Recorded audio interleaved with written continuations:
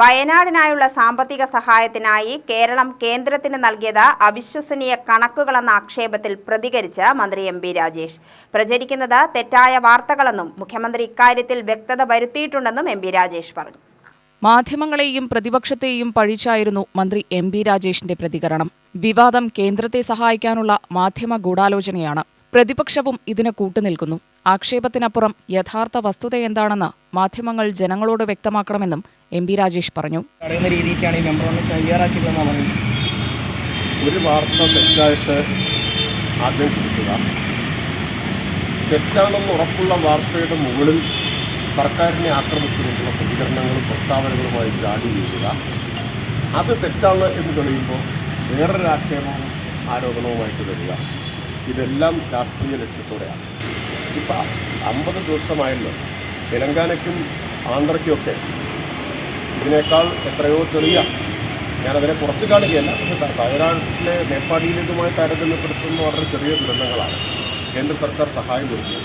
യഥാർത്ഥത്തിൽ ഇന്ന് കേരളത്തിൽ ഉയരേണ്ട ചർച്ചയും ചോദ്യവും എന്താണ് കേന്ദ്രം ഈ മേപ്പാടി ദുരന്തത്തിന് ഇരയായവർക്ക് കേരളത്തിന് സഹായം നൽകാത്തത് എന്ന ചോദ്യമല്ലേ. അപ്പോൾ ന്യായമായും ഗൂഢാലോചന സംശയിക്കുന്നത് തെറ്റായ വാർത്ത ഒരു ദിവസം വരുന്നു, അതൊരു പകൽ കൊണ്ട് നാട് മുഴുവൻ വ്യാപിക്കുന്നു, പിന്നീട് അത് തെറ്റാണ് എന്ന് തിരിച്ചറിയുമ്പോൾ ഒരു ജാള്യവുമില്ലാതെ തോട് മാറ്റുന്നു. എന്താ ഇതിൻ്റെയൊക്കെ ഉദ്ദേശം? കേന്ദ്രത്തെ രക്ഷിച്ചെടുക്കുക എന്നുള്ളതല്ല. പ്രധാനമന്ത്രി വന്നു പോയിട്ട് ദിവസം എത്രയായി? 11ാമത്തെ ദിവസം പ്രധാനമന്ത്രി, 12ാമത്തെ ദിവസം വന്നില്ലേ മേപ്പാടിയിൽ? അത് കഴിഞ്ഞിട്ട് ദിവസം എത്രയായി? എന്താണ് ആലോചിച്ചിരിക്കുന്നത്? എന്താണ് അവർ കണക്കുകൂട്ടിയിട്ടിരിക്കുന്നത്?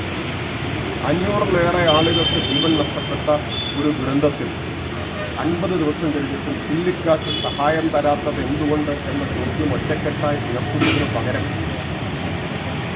ഇത്തരത്തിലുള്ള തെറ്റായ വാർത്തകൾ പ്രചരിപ്പിക്കുന്നത് ഒരു നാടിനോട്, ദുരന്തത്തിനിരയായ മനുഷ്യരോട് ചെയ്യുന്ന പുതിയ ദ്രോഹമാണ്. കേന്ദ്ര സർക്കാർ സഹായം ലഭിച്ചിട്ടില്ല. കേന്ദ്രം സഹായം നൽകാത്തതിനെതിരെ ആരും മിണ്ടുന്നില്ല. മറ്റു സംസ്ഥാനങ്ങൾക്ക് സഹായം നൽകിയപ്പോഴും കേരളത്തിന് കേന്ദ്രം ഒന്നും നൽകിയില്ലെന്നും മന്ത്രി പറഞ്ഞു. മാന്യത എന്ന് പറയുന്നത്, മര്യാദ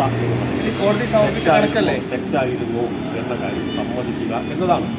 അല്ലാതെ കൊടുത്തവർക്ക് കുറച്ച് വിമിഷ്ടം കാണും, പക്ഷെ നമ്മൾ നാടിനോട് ഉത്തരവാദിത്തമുണ്ടെങ്കിൽ ദുരഭിമാനം വെടിഞ്ഞ് തെറ്റായിപ്പോയി എന്ന് സമ്മതിക്കുക. തെറ്റാർക്കും പറ്റാം, അല്ലെങ്കിൽ പിന്നെ അതിനർത്ഥം പറ്റിയത് തെറ്റല്ല എന്നാണ്. ഇതിലേതാണെന്ന് നിങ്ങൾ കോടതി കുറിച്ച് എന്താണെന്ന് പറഞ്ഞത് പ്രൊജക്ട് നിങ്ങൾ കിടന്നു. UTV news, Palakkad.